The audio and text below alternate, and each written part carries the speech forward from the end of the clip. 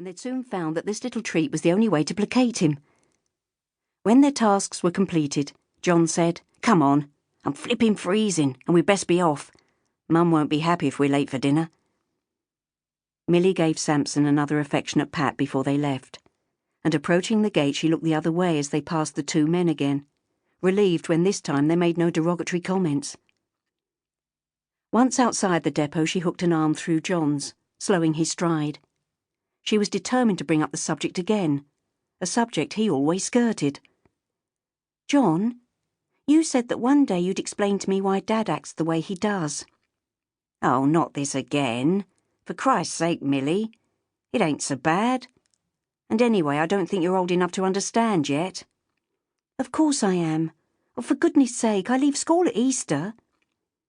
"I don't know why you have to harp on about it. All right, we have to be careful, because if we're not, it's Mum that has to put up with his moods. But Dad's never laid a hand on us, and you've seen the way Billy Benson belts his kids. How would you fancy him as a father?" "I wouldn't. He's a brute. But I still don't understand.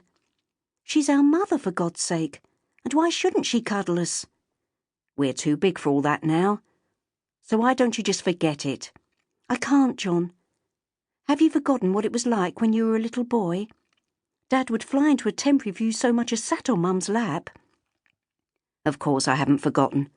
But we've survived, ain't we?" "Stop saying ain't, or Mum will have your guts for garters.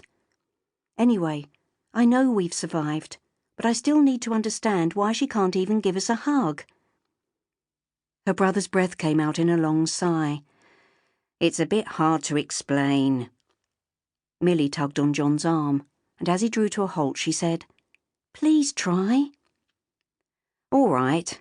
If it's the only way I'm going to get any peace, I'll do my best."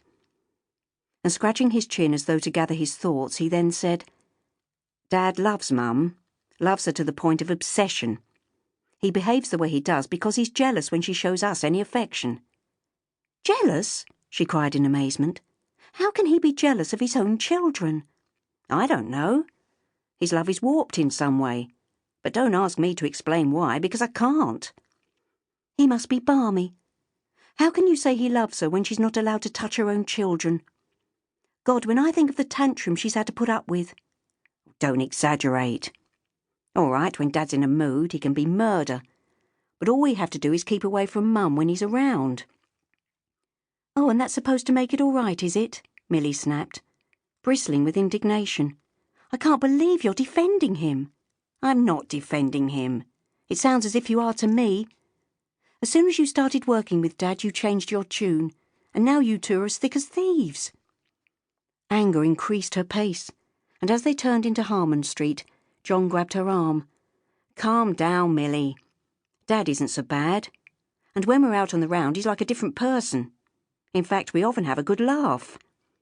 "Well, all I can say is you're lucky, because I've never seen that side of him. Laugh? When was the last time he laughed when I'm around?"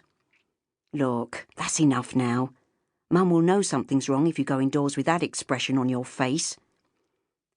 Millie glared at her brother, but as they reached number 10 she fought to gain her composure.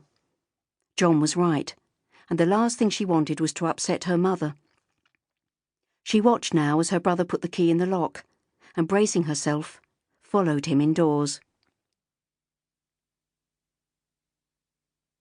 Eileen Pratchett heard the kitchen door open, and despite having her back to them, she knew it was the children. Embarrassed, she tried to pull herself out of her husband's embrace, but Alfie Pratchett held on, staring at Millie and John over his wife's shoulder, with a look of triumph in his eyes. "Come on, Alfie. Let me go," she gently admonished. "Why'd you pull away from me just 'cause the kids had come in?" he snapped, his face suffusing with colour. "I was only giving you a cuddle, for God's sake. Anybody would think I had you on the floor the way you're carrying on." "Shush, dear," Eileen said, her own face flushing, and recognising the signs of an imminent tantrum, she tried to defuse the situation. "Of course you can cuddle me. It's just that I need to go to the lavvy," she whispered. Alfie released her abruptly, and giving him a quick conciliatory smile, she hurried from the room. On reaching the tiny upstairs bathroom, Eileen closed the door, her stomach jumping with nerves. God,